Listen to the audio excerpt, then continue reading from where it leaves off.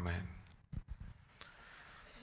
കഴിഞ്ഞ ദിവസങ്ങളിൽ നമ്മൾ ചിന്തിച്ചുകൊണ്ടിരുന്ന വേദഭാഗം എല്ലാവരും ഓർക്കുന്നുണ്ടെന്ന് ഞാൻ വിശ്വസിക്കുകയാണ്. കടന്നു വന്ന എല്ലാവരെയും ഓർത്ത് ഞാൻ ദൈവത്തെ സ്തുതിക്കുന്നു. നമ്മൾ ഈ എബ്രായ ലേഖനത്തിൽ നമ്മൾ പഠിച്ചുകൊണ്ടിരുന്നത് പ്രവാചകന്മാർ മുഖാന്തരം പിതാക്കന്മാരോട്, ഒന്നാം വാക്യത്തിൽ വായിക്കുന്ന പിതാക്കന്മാരോട് അരുളി ചെയ്തിരുന്നു, അന്ത്യകാലത്ത് പുത്രൻ മുഖാന്തരം അരുളി ചെയ്തു.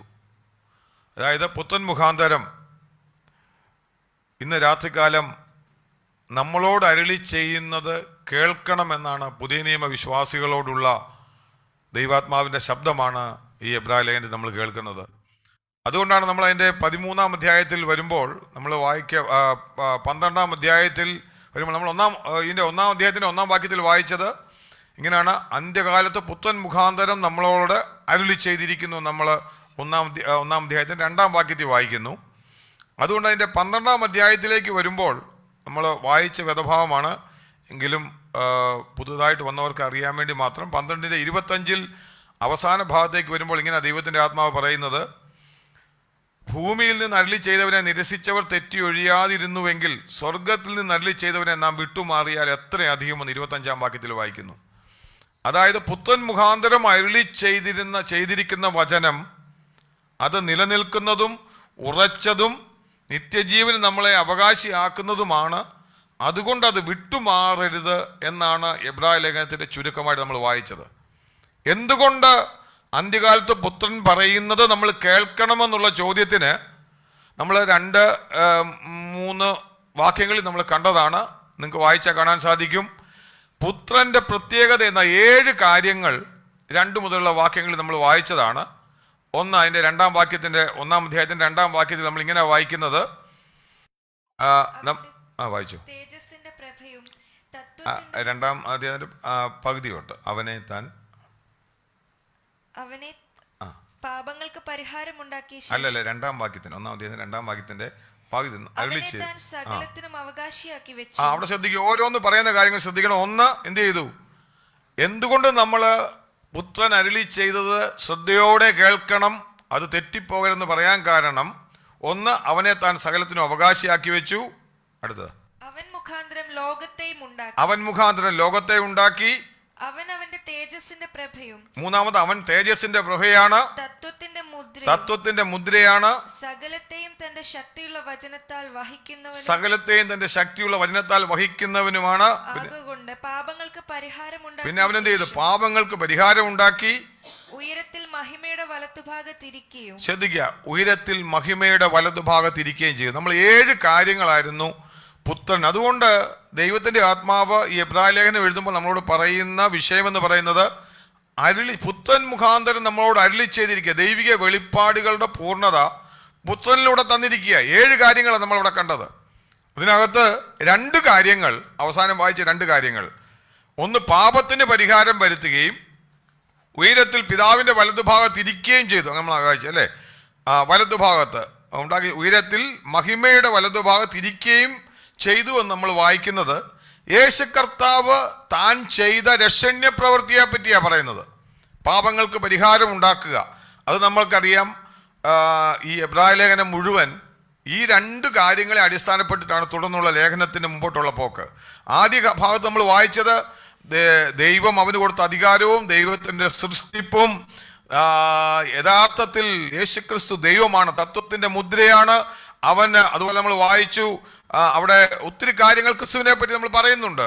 തേജസ്സിന്റെ പ്രഭയാണ്, ഇങ്ങനെയുള്ള സകലം വചനത്താൽ സൃഷ്ടിച്ചവനാണ്, വഹിക്കുന്നവനാണ്. ഇങ്ങനെയെല്ലാം പറഞ്ഞിട്ട് നമ്മളോടുള്ള ബന്ധത്തിൽ 2 കാര്യങ്ങൾ, മനുഷ്യകുലത്തോടനുബന്ധിച്ച് മനുഷ്യന്റെ ഏറ്റവും വലിയ പ്രശ്നമായ പാപത്തിന്റെ പരിഹാരം ഉണ്ടാക്കുകയും അതിനുശേഷം നമുക്ക് വേണ്ടി പക്ഷപാതം ചെയ്യുവാൻ മഹിമയുടെ വലതുഭാഗത്ത് നമുക്ക് വേണ്ടി ഇരിക്കുകയും ചെയ്യുന്നു. ഈ 2 കാര്യങ്ങളാണ് എബ്രായ ലേഖനത്തിൽ നമ്മൾ പഠിക്കാൻ പോകുന്നത്. ഇതിനകത്ത് തുടർന്ന് താൻ പറയുന്നതിൻ്റെ കാര്യം എന്താണെന്ന് ചോദിച്ചു കഴിഞ്ഞാൽ, തുടർന്ന് നമ്മൾ വായിക്കുന്ന വേദഭാഗങ്ങളിൽ കർത്താവ് എങ്ങനെ ശ്രേഷ്ഠനായിരിക്കുന്നു, അത് നമ്മൾ കഴിഞ്ഞ ക്ലാസ്സിൽ കുറച്ചൊന്ന് ചിന്തിച്ചായിരുന്നു. അതിനകത്ത് ഞാൻ ജസ്റ്റ് ഒന്ന് തുടക്കത്തിൽ അത്രയും പറഞ്ഞെന്നുള്ളതേ ഉള്ളൂ. 4-ാം വാക്യം തൊട്ട് വായിക്കുമ്പോൾ ക്രിസ്തുവിൻ്റെ പ്രത്യേകത നമ്മൾ വായിക്കുന്നത്. എങ്ങനെ ഞാൻ കഴിഞ്ഞ പറഞ്ഞ ഒരു കാര്യം കൂടി ഒരിക്കലും ഒന്ന് ഓർപ്പിക്കാം. യഹൂദനെ സംബന്ധിച്ച് ദൂതന്മാരാണ് അവർക്ക് പഴയ നിയമത്തിലെ 10 കൽപ്പനകളും ഒക്കെ കൊടുത്തത്. ഞാനത് വായിച്ചതാണ്. നിങ്ങൾക്ക് ഗലാത്യ ലേഖനത്തിൽ വായിച്ചാൽ ദൂതന്മാർ മുഖാന്തരം ഇവിടെ വാക്യം ഒന്ന് കൊടുത്ത് വായിച്ച് ജസ്റ്റ് ശ്രദ്ധിക്കാൻ വേണ്ടി. എന്തുകൊണ്ടാണ് ഇവർക്ക് ഈ ദൂതന്മാരോട് വലിയ സ്നേഹമെന്ന് ചോദിച്ചാൽ ഗലാത്യ ലേഖനത്തിൽ വാക്യം ഒന്ന് എടുക്കാം. ഗലാത്യ ലേഖനം നമ്മൾ ആയിരിക്കും ഒന്ന് വായിച്ചാൽ ഗലാത്യ ലേഖനം 3-ാം അധ്യായത്തിൻ്റെ 19-ാം വാക്യത്തിൻ്റെ അവസാന ഭാഗം വായിച്ചാൽ മതി. 3-ാം അധ്യായത്തിൻ്റെ 19-ന്റെ അവസാനത്തെ ഭാഗം. അല്ല, 19 മുതൽ മുഴുവൻ വായിച്ചോ. എന്നാൽ ന്യായപ്രമാണം എന്തിന്? വാഗ്ദത്തം ലഭിച്ച സന്തതി വരുവോളം അത് ലംഘനങ്ങൾ നിമിത്തം കൂട്ടിച്ചേർത്തതും ദൂതന്മാർ മുഖാന്തരം മധ്യസ്ഥന്റെ കയ്യിൽ ഏൽപ്പിച്ചതും അത്രേ. ശ്രദ്ധിക്കുക, എന്നാൽ ന്യായപ്രമാണം ആര് വഴിയാ ഏൽപ്പിച്ചത്? ദൂതന്മാർ മുഖാന്തരമായി ഏൽപ്പിച്ചത്. ദൂതന്മാർ മുഖാന്തരം ഏൽപ്പിച്ചു എന്ന് പറയുമ്പോൾ ഇവരെ സംബന്ധിച്ച് ദൂതന്മാർക്ക് വലിയൊരു വില അവർ കൽപ്പിക്കുന്നുണ്ട്.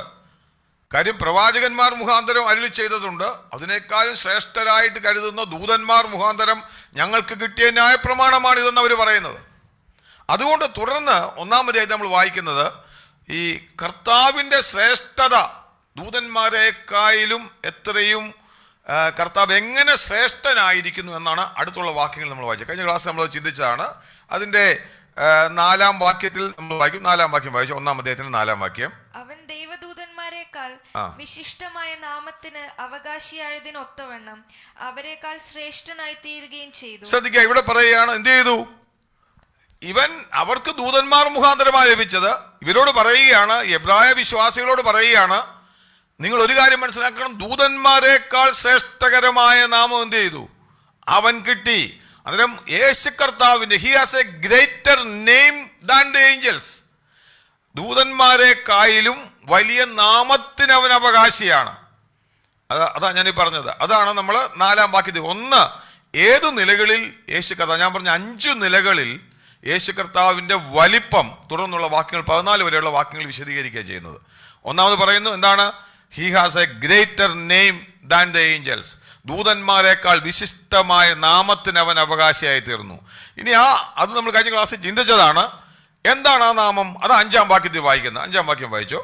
നീ എന്റെ പുത്രൻ, ഞാൻ ഇന്ന് നിന്നെ ജനിപ്പിച്ചിരിക്കുന്നു എന്നും ഞാൻ അവന് പിതാവും അവൻ എനിക്ക് പുത്രനുമായിരിക്കുമെന്നും ദൂതന്മാരിൽ ആരോടെങ്കിലും വല്ലപ്പോഴും അരുളി ചെയ്തിട്ടുണ്ടോ? ശ്രദ്ധിക്കുക, എന്താണ് ആ ശ്രേഷ്ഠകരമായ നാമം? വിശിഷ്ടമായ നാമം ലഭിച്ചവനാന്ന് പറഞ്ഞു. എങ്ങനെയാണ് അത് പറയാണ്? നീ എന്റെ പുത്രൻ എന്ന് ദൂതന്മാരോട് പറഞ്ഞിട്ടില്ല. ആരോടാ പറഞ്ഞേക്കുന്നേ? പുത്രനോട് പറഞ്ഞിട്ടുണ്ട്.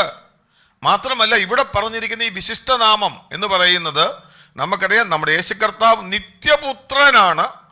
എന്നാൽ അത് മാത്രമല്ല, ഒരു വിശിഷ്ടനാമം അവന് ലഭിച്ചതിനെ പറ്റിയാണ് ഇവിടെ പറയുന്നത്. നമുക്കറിയാം, കർത്താവ് യേശു കർത്താവ് എന്ന് പറയുന്നത് നിത്യപുത്രനാണ്. എന്നാൽ ഇവിടെ പറയുക, നീ എൻ്റെ പുത്രൻ, ഇന്ന് ഞാൻ നിന്നെ ജനിപ്പിച്ചിരിക്കുന്നു. ഞാൻ കഴിഞ്ഞ ക്ലാസ്സിൽ അത് ഒന്ന് പറഞ്ഞ ജസ്റ്റ് ഞാൻ ഇല്ലാത്തവർക്ക് വേണ്ടി മാത്രം ഒന്ന് സൂചിപ്പിക്കുന്നതേ ഉള്ളൂ. ഒരിക്കലും ഇപ്പൊ ഞാൻ നേരത്തെ പറഞ്ഞ പോലെ ക്രിസ്ത്യൻ എൻ്റെ അടുത്ത് ഇരിക്കുകയാണെങ്കിൽ ക്രിസ്ത്യനെ നോക്കിയിട്ട് എനിക്ക് ഒരിക്കലും പറയത്തില്ല, ക്രിസ്ത്യനെ നീ എൻ്റെ പുത്രൻ, ഇന്ന് ഞാൻ നിന്നെ ജനിപ്പിച്ചിരിക്കുന്നു പറയാൻ പറ്റത്തില്ല. കാരണം ക്രിസ്ത്യൻ നേരത്തെ ജനിച്ചതാ. അതുപോലെ ഇവിടെ പറയുകയാണ്, നീ എൻ്റെ പുത്രൻ, ഇന്ന് ഞാൻ നിന്നെ ജനിപ്പിച്ചിരിക്കുന്നു പറയുമ്പോൾ ലോജിക്കലി ഒരു എററാ. പക്ഷെ എന്താണ് ഈ ജനനം? അത് നമ്മൾ കഴിഞ്ഞ ക്ലാസ്സിൽ ഞാൻ പറഞ്ഞതാണ്. അതിന്റെ വിഷയം വചനം പറയുന്നത് ഈ ജനനം എന്താണെന്ന്. ഇത് ഇവിടുത്തെ കൊട്ടേഷനാണ്, നിങ്ങൾ ഓർക്കുന്നുണ്ടോ? ഇത് നമുക്ക് സങ്കീർത്തനത്തിൽ നിന്ന് കൊണ്ടുവന്ന കൊട്ടേഷനാണ്. ഞാനത് കഴിഞ്ഞ ക്ലാസ്സിൽ പറഞ്ഞതായിരുന്നു. 2-ാം സങ്കീർത്തനത്തിൽ നമ്മൾ വായിച്ച വേദഭാവമാണ്. സങ്കീർത്തനം 2-ാം അധ്യായത്തിൻ്റെ അതിനെ എടുക്കേണ്ട ആവശ്യം എടുത്ത് കഴിഞ്ഞാൽ നമ്മുടെ ഇന്നത്തെ ക്ലാസ് മുമ്പോട്ട് ഒത്തിരി ഡിലേ ആയി. ഇപ്പോൾ ഞാൻ ജസ്റ്റ് പറയാൻ, കേട്ടിട്ടില്ലാത്തവർ കഴിഞ്ഞ ക്ലാസ്സുകളിൽ പോയാൽ മതി. സങ്കീർത്തനം 2-ാം അധ്യായം ഇല്ലാത്തവരുണ്ടെങ്കിൽ ഒന്ന് എടുത്തു. അവിടുത്തെ വാക്യമാണ് ഇവിടെ കോട്ട് ചെയ്തിരിക്കുന്നത്. ഞാൻ എടുത്തിട്ട് തന്നെ എന്തായാലും പോയേക്കാം. സങ്കീർത്തനം 2-ാം അധ്യായത്തിൽ അതിന്റെ 7-ാം വാക്യത്തിൽ വായിക്കുന്നു. 7-ാം വാക്യം ഒന്ന് വായിച്ചു നമ്മളെ പെട്ടെന്ന്. ഞാനൊരു നിർണയം പ്രസ്താവിക്കുന്നു. യഹോവ എന്നോട് അരുളി ചെയ്തത്, നീ എന്റെ പുത്രൻ, ഇന്ന് ഞാൻ നിന്നെ ജനിപ്പിച്ചിരിക്കുന്നു. മതി. ഇവിടെ പറയ ഒരു നിർണയം പ്രസ്താവിക്കുക. ഇനി ഭാവിയിൽ സംഭവിക്കാൻ പോകുന്ന ഒരു കാര്യം പ്രവചനാത്മാവില് ഒരു പ്രോമിസ് ആയിട്ട് സങ്കീർത്തനക്കാരൻ മശിഹൈക സങ്കീർത്തനവുമായിട്ട് 2-ാം സങ്കീർത്തനം എഴുതുക. അതിനകത്ത് പറയുന്ന ഒരു കാര്യം എന്ന് പറയുന്നത്, നീ എൻ്റെ പുത്രൻ, ഇന്ന് ഞാൻ നിന്നെ ജനിപ്പിച്ചിരിക്കുന്നു എന്നുള്ള ഒരു പ്രവചനം പറയുന്നു. ഈ പ്രവചനം എന്ന് പറയുന്നത് ചില ആൾക്കാർ പറയുന്നത് ഈ യഹോവ സാക്ഷിക്കാരൊക്കെ പറയുന്നത്, ഞാൻ കഴിഞ്ഞ ക്ലാസ്സിൽ പറഞ്ഞതാണ്, ഈ ജനിപ്പിച്ചെന്ന് പറയുന്നത് ബേദലഹേമിലാണെന്നാണ്. ബേദലഹേമിലല്ല. ഞാനത് കഴിഞ്ഞ ക്ലാസ്സിൽ പറഞ്ഞതാണ്. ഈ വാക്യത്തിന്റെ പൂർത്തീകരണമാണ് നമ്മൾ അപ്പോസ്തല പ്രവൃത്തി 13-ാം അധ്യായത്തിൽ പെട്ടെന്ന് എടുക്കുക. അപ്പോസ്തല പ്രവൃത്തി 13:32 നമ്മൾ വായിക്കുന്നത്. ഇതേ വേദഭാഗം എടുത്തിട്ട് അപ്പോസ്തലനായ പൗലോസ് അതിന്റെ പൂർത്തീകരണം പറയുന്നുണ്ട്. ഞാൻ ജസ്റ്റ് ഒന്ന് പെട്ടെന്ന് പറഞ്ഞു പോകുന്നുള്ളേ ഉള്ളൂ. ദൈവം പിതാക്കന്മാരോട് ചെയ്ത വാഗ്ദത്തം യേശുവിനെ ഉയർത്തെഴുന്നേൽപ്പിച്ചതിനാൽ മക്കൾക്ക് നിവർത്തിച്ചിരിക്കുന്നു എന്ന് ഞങ്ങൾ നിങ്ങളോട് സുവിശേഷിക്കുന്നു. നീ എന്റെ പുത്രൻ, ഇന്ന് ഞാൻ നിന്നെ ജനിപ്പിച്ചു എന്ന് 2-ാം സങ്കീർത്തനത്തിൽ എഴുതിയിരിക്കുന്നു. ശ്രദ്ധിക്കുക, ഇവിടെ പറയുകയാണ്, എന്ത് ചെയ്യുന്നു? യേശു കർത്താവിനെ ഉയർത്തെഴുന്നേൽപ്പിച്ചപ്പോൾ പിതാക്കന്മാരോട് പറഞ്ഞ വാഗ്ദത്തം നിവർത്തിച്ചു. അതേതാ പറഞ്ഞ വാഗ്ദത്തം? 2-ാം സങ്കീർത്തനത്തിൽ പറഞ്ഞ വാഗ്ദത്തത്തിന്റെ വാക്യം കോട്ട് ചെയ്തിട്ട് പറയുകയാണ്, നീ എന്റെ പുത്രൻ, ഇന്ന് ഞാൻ നിന്നെ ജനിപ്പിച്ചിരിക്കുന്നു. അപ്പോൾ നിത്യപുത്രനായ ക്രിസ്തുവിനെ, ഞാൻ പറഞ്ഞ വളരെ ശ്രദ്ധയോടെ മനസ്സിലാക്കണം, നിത്യപുത്രനായ ക്രിസ്തുവിനെ കാലത്തിന്റെ അകത്ത് താൻ ഈ ഭൂമിയിൽ വന്ന് മരിച്ചടക്കപ്പെട്ട് ഉയർത്തെഴുന്നേറ്റപ്പോൾ ആ മരിച്ച് അടക്കപ്പെട്ട് ഉയർത്തെഴുന്നേറ്റതിനെ ദൈവാത്മാവിൽ പൗലോസ് അപ്പോസ്തലൻ വിശദീകരിക്കുകയാണ്. അവൻ എന്ത് ചെയ്തു? അവൻ വീണ്ടും അത് ജനനമായിട്ട് പറയുകയാണ്. എന്ത് ചെയ്തു? വീണ്ടും ജനിപ്പിക്കുകയാണ്. അതായത് മരണത്തിൽ നിന്നുള്ള ഉയർത്തെഴുന്നേൽപ്പിനെ തിരുവചനം പറയുന്നത് ജനനമെന്നാണ്. ഞാൻ നിങ്ങൾക്ക് പറഞ്ഞ മനസ്സിലായോ? അതായത് അതുകൊണ്ടാണ് പറഞ്ഞിരിക്കുന്നത്, നീ എൻ്റെ പുത്രൻ, ഇന്ന് ഞാൻ നിന്നെ ജനിപ്പിച്ചിരിക്കുന്നു എന്ന് ദൂതന്മാരോട് പറഞ്ഞിട്ടില്ല, പുത്രനോട് പറഞ്ഞിട്ട് പറയുകയാണ്, ഞാൻ അവന് പിതാവും അവൻ എനിക്ക് പുത്രനുമായിരിക്കും എന്ന് പറഞ്ഞു കഴിഞ്ഞാൽ ഈ ജനനത്തിങ്കൽ ക്രിസ്തു താൻ പുത്രത്വം, ആ പുത്രത്വം എന്താണെന്നാണ് അടുത്ത വാക്യത്തിൽ പറയുന്നത്. 6-ാം വാക്യത്തിന്റെ ഒന്നാമത്തെ വാക്ക് മാത്രം വായിച്ചാൽ മതി. മതി. ഇവിടെ പറയുകയാണ്, യേശു കർത്താവിനെ പറ്റി പറയുക, ഈ പുത്രന് പറഞ്ഞ പേരെന്താണ്? ആദ്യജാതൻ എന്ന് പറഞ്ഞു കഴിഞ്ഞാൽ ഫസ്റ്റ് ബിഗോട്ടൺ അല്ലെങ്കിൽ ഫസ്റ്റ് ബോൺ. ഞാൻ അതും കഴിഞ്ഞ ക്ലാസ്സിൽ പറഞ്ഞ വിഷയം ഒന്നുകൂടെ ഞാൻ ഓർപ്പിക്കുകയാണ്. യോഹന്നാന്റെ സുവിശേഷം നമ്മൾ വായിച്ചു കഴിഞ്ഞാൽ ഒള്ളി ബിഗോട്ടൺ എന്ന് പറഞ്ഞ ഏകജാതൻ എന്നാ പറയുന്നത്. തന്റെ ഏകജാതനായ പുത്രനിൽ വിശ്വസിക്കുന്ന ഏവനും നശിച്ചു പോകാതെ നിത്യജീവൻ പ്രാപിക്കേണ്ടതിന് ഒള്ളി ബിഗോട്ടൺ സൺ. നിത്യപുത്രനായിരുന്ന ക്രിസ്തു ഒള്ളി ബിഗോട്ടൺ സൺ ആയിരുന്നു, ഏകജാതനായിരുന്നു. എന്നാൽ എന്ത് ചെയ്തു? താൻ മരിച്ച് അടക്കപ്പെട്ട് ഉയർത്തെഴുന്നേറ്റപ്പോൾ അവൻ എന്തായിട്ട് മാറി? ആദ്യജാതനായിട്ട് മാറി. ഇത് തമ്മിലുള്ള പ്രത്യേക വ്യത്യാസം എന്താ? നമുക്കറിയാം, ഏകജാതൻ എന്ന് പറഞ്ഞു കഴിഞ്ഞാൽ ഇപ്പം എനിക്ക് ഒരു കുഞ്ഞുങ്ങൾ മാത്രമുള്ള ആളാണെങ്കിൽ എന്ത് പറയും? അവൻ എൻ്റെ ഏകജാതൻ എന്നാ പറയുന്നത്, അല്ലേ? ഒറ്റ മകനെ ഉള്ളെങ്കിൽ എന്ത് പറയും? ഏകജാതനാണ്. ഒന്നിൽ കൂടുതൽ മക്കളുണ്ടെങ്കിൽ ഞാനിപ്പോൾ കൃപയെ നോക്കിയിട്ട് പറയും, അവളാരാ? ഏകജാതൻ എന്നല്ല പറയുന്നത്. എന്താ? കൃപ ആദ്യജാതൻ എന്ന് പറയും. കാര്യം വേറെ മക്കൾ ഉണ്ടാകുന്നതുകൊണ്ടാണ്. എന്നാൽ യേശു മരിച്ചടക്കപ്പെട്ട് ഉയർത്തെഴുന്നേറ്റപ്പോൾ തൻ്റെ സ്ഥാനം ഏകജാതനെന്ന് മാറ്റിയിട്ട് എന്തായിട്ട് മാറ്റി? ആദ്യജാതനെന്നാക്കി. എന്തുകൊണ്ട് ആദ്യജാതനാക്കി? അത് നമ്മൾ ഇനിയും വരുന്നുണ്ട്. ഞാനത് കഴിഞ്ഞ ക്ലാസ്സിൽ ഞാനൊന്ന് സൂചിപ്പിച്ചത്, എങ്കിലും ഞാൻ ഒന്നുകൂടെ ഒരു രണ്ട് വാക്യങ്ങളോട് ഞാൻ ജസ്റ്റ് കഴിഞ്ഞ ക്ലാസ്സിൽ പറഞ്ഞ വാക്യം പഠിക്കേണ്ടവർക്ക് മാത്രം ഒന്ന് എഴുതിയെടുത്താൽ മതി. വെളിപ്പാട് പുസ്തകം 1:5 പറയുമ്പോൾ ഹീസ് ബിഗോട്ടൺ ഫ്രം ഡെഡ്, മരണത്തിൽ നിന്നവനെ ആദ്യജാതനായി. കാര്യം മരിച്ച് ഉയർത്തെഴുന്നേൽക്കുന്നതിനെ വചനം വേറെ വാക്യത്തിലും ആദ്യജാതൻ എന്നാണ് പറഞ്ഞിരിക്കുന്നത്. നിങ്ങൾ എടുത്ത് നോക്കിയാൽ കാണാൻ സാധിക്കും. എടുത്ത് വായിക്കണമെന്നില്ല. വെളിപ്പാട് 1:5, കൊലോസ്യ ലേഖനം 1:18 അവിടെ നമ്മൾ വായിച്ചതാണ്, മരിച്ചവരിൽ നിന്ന് ആദ്യനായി എഴുന്നേറ്റവൻ, first born from the dead. മരിച്ചവരിൽ നിന്ന് ഉയർക്കുന്നതിനെ എന്തായിട്ടാ പറയുന്നത്? ജനനമായിട്ടാ പറയുന്നത്. അപ്പോൾ യേശു കർത്താവാണ് മരിച്ചവരിൽ നിന്ന് ആദ്യജാതനായിട്ട് വരുന്നത് കൊണ്ട് ദൈവവചനം എന്ത് പറയുന്നു? ഈ മരണത്തിൽ നിന്ന് ഉയർപ്പിനെയാണ് പറയുന്നത് ജനിപ്പിക്കുക, ജനനം എന്ന് പറയുന്നത്. അതാണ് ക്രിസ്തു ക്രൂശിൽ മരിച്ചടക്കപ്പെട്ട് ഉയർത്തെഴുന്നേറ്റപ്പോൾ അവൻ ആദ്യജാതനായിട്ട് മാറി, ഫസ്റ്റ് ബോൺ ആയിട്ട് മാറി, ഫസ്റ്റ് ബിഗോട്ടൺ ആയിട്ട് മാറി എന്ന് ഞാൻ കഴിഞ്ഞ ക്ലാസ്സിൽ പറഞ്ഞൊരു കാര്യം കൂടി ഇതിനോട് ചേർത്ത് പറയാം. അങ്ങനെ വരുമ്പോൾ നമ്മൾ വീണ്ടും ജനിക്കുക എന്ന് പറയുമ്പോഴും ഇത് തന്നെ അർത്ഥം. എഫേസ്യർ 2:1 പറയുന്ന അതിക്രമങ്ങളാലും പാപങ്ങളാലും മരിച്ചവരായിരുന്ന നിങ്ങളെ എന്ത് ചെയ്തു? വായിച്ചു. എഫേസ്യർ 2:1 വായിച്ചോ. അതിക്രമങ്ങളാലും പാപങ്ങളാലും മരിച്ചവരായിരുന്ന നിങ്ങളെയും അവൻ ഉയർപ്പിച്ചു. എന്ത് ചെയ്തു? അവൻ എന്ത് ചെയ്തു? നമുക്കും എന്തുണ്ടായിട്ടുണ്ട്? മരിച്ച നമുക്കും ഒരു ഉയർപ്പുണ്ടായിട്ടുണ്ട്. അതിനെ നിങ്ങൾക്ക് ആ ഭാഗത്ത് അവിടെ വായിച്ചറിയാം. അതിനെയാണ് വീണ്ടും ജനനം, രക്ഷിക്കപ്പെടുക എന്ന് പറയുന്നത്. നമുക്ക് ഓർമ്മയില്ലേ, വീണ്ടും ജനനം പ്രാപിച്ചാണോ എന്ന് ചോദിച്ചാൽ അതിൻ്റെ അർത്ഥം എന്താണെന്നറിയാവോ? നമ്മൾ വീണ്ടും ജനിച്ചെന്നല്ല, നമ്മുടെ പാപത്തിൽ നമ്മൾ മരിച്ചടക്കപ്പെട്ട് ക്രിസ്തുവിനോടുകൂടെ ഉയർത്തെഴുന്നേൽക്കുന്നതാണ് നമ്മുടെ ജനനം എന്ന് പറയുന്നത്. അതിനെ എന്താ പറയുന്നത്? ജനനം എന്ന് പറയുന്നത്. അതുകൊണ്ടാണ് വീണ്ടും ജനിച്ചോ എന്ന് ചോദിക്കുന്നത്. അല്ലാതെ നമ്മൾ വേറെന്തെങ്കിലും ഒരു ഇത് കേട്ടപ്പോഴാ നിക്കോദിമോൻ സംശയം, അമ്മയുടെ ഉദരത്തിൽ കയറി വീണ്ടും ജനിക്കാൻ പറ്റുമെന്ന്. അങ്ങനല്ല. വചനം പറയുന്നത് ക്രിസ്തു മരിച്ചടക്കപ്പെട്ട് ഉയർത്തെഴുന്നേറ്റതുപോലെ അതൊരു വീണ്ടും ഒരു ജനനമായിരുന്നതുപോലെ, താൻ പുത്രനായിരുന്നതുപോലെ നമ്മൾ എന്ത് ചെയ്യും? അതിനുശേഷമാണ് നമ്മളെ പുത്രൻ എന്ന് വിളിക്കുന്നത്. നമുക്ക് ഒത്തിരി വാക്യങ്ങൾ ഇതിനോടനുബന്ധിച്ച് ഉണ്ട്. ഞാൻ കഴിഞ്ഞ ദിവസം പറഞ്ഞതെന്ന് പറയേണ്ട, ഞാൻ ജസ്റ്റ് ഒന്ന് വായിച്ചു പോകാം. 1 പത്രോസ് 1:23 നമ്മൾ പറയുന്നത്, കെടുന്ന ബീജത്താലല്ല, കെടാത്തതും നിലനിൽക്കുന്നതുമായ വചനത്താൽ തന്നെ വീണ്ടും ജനിച്ചിരിക്കുന്നു. നമ്മളതിന് വചനത്താലാണ് നമ്മൾ എന്ത് ചെയ്യുന്നത്? വീണ്ടും ജനിക്കുക. അല്ലെങ്കിൽ വചനം കേൾക്കുന്ന വ്യക്തി, അവന്റെ ഉള്ളിൽ ദൈവത്തിന്റെ ആത്മാവ് പ്രവർത്തിച്ച് മരിച്ചു കിടക്കുന്ന പാപത്തിൽ മരിച്ച് അവനെ ക്രിസ്തുവിനോടുകൂടെ അടക്കി ഉയർത്തെഴുന്നേൽപ്പിച്ച് അവൻ വീണ്ടും ജനനം പ്രാപിക്കുന്നു. അതുകൊണ്ടാണ് 1 പത്രോസ് 1:23 പറയുന്നത്, വചനത്താൽ നമ്മൾ വീണ്ടും ജനിച്ചിരിക്കുന്നു. 1 യോഹന്നാൻ 3:14 പറയുമ്പോൾ, നാം മരണം വിട്ട് ജീവങ്കലേക്ക് കടന്നിരിക്കുന്നു. 1 Corinthians 14:15 പറയുമ്പോൾ, ക്രിസ്തുവിൽ ഞാനല്ലോ നിങ്ങളെ സുവിശേഷത്താൽ ജനിപ്പിച്ചത്. എങ്ങനെയാ ജനിച്ചെന്നാ പറഞ്ഞേ? സുവിശേഷത്താൽ ജനിക്കുന്നത്. ഈ പറയുന്ന കാര്യങ്ങളൊക്കെ 1 പത്രോസ് 1:5 നമ്മൾ വായിക്കുമ്പോഴും പറയുന്നുണ്ട്, നിങ്ങളെ എന്ത് ചെയ്യുന്നു? വീണ്ടും ജനിപ്പിച്ചിരിക്കുന്നു. വാക്യങ്ങൾ എടുക്കാൻ സമയമില്ല. 1 യോഹന്നാൻ 5:1 പറയുന്നുണ്ട്, നമ്മളെ വീണ്ടും ജനിച്ചിരിക്കുന്നു. ഈ വാക്യങ്ങളൊക്കെ ആവശ്യമുള്ളവർ ചോദിച്ചാൽ പിന്നീട് ഞാൻ പറഞ്ഞു തരാം, പഠിക്കാൻ ആഗ്രഹിക്കുന്നവരുണ്ടെങ്കിൽ. ഇവിടെ എല്ലാം കാണാൻ സാധിക്കും, നമ്മൾ വീണ്ടും ജനിച്ചിരിക്കുന്നു. ഈ ജനനം എങ്ങനെയാ? മരണത്തിൽ നിന്ന് നമ്മൾ ഉയർത്തെഴുന്നേറ്റു. അതായത് യേശു കർത്താവ് മരിച്ചടക്കപ്പെട്ട് ഉയർത്തെഴുന്നേറ്റതുപോലെ നമ്മൾ എന്ത് ചെയ്യും? അവൻ ആദ്യജാതനായി. നമ്മൾ എന്ത് ചെയ്യും? നമ്മൾ വിശ്വസിക്കുമ്പോൾ നമ്മൾ ക്രിസ്തുവിനോട് കൂടെ മരിച്ചടക്കപ്പെട്ട് ഉയർത്തെഴുന്നേൽക്കുന്നു. അതിന് പറയുന്നവരാണ് വീണ്ടും ജനനം എന്ന് പറയുന്നത്.